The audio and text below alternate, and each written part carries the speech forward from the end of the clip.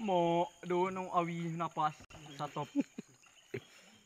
4 lagi daerah di Kelantan dilanda banjir menjadikan kesemua lapan cacahan dinaiki air dengan pertambahan mangsa kepada 9,615 orang setakat 8.30 minit pagi ini. Daerah baharu dilanda banjir adalah Tanah Merah, Kuala Krai, Gomustang dan Machang.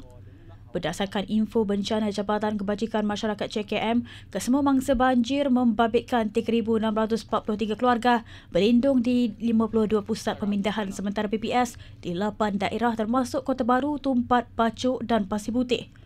Mangsa paling ramai adalah di Tumpat dengan jumlah 4,906 orang daripada 1,932 keluarga.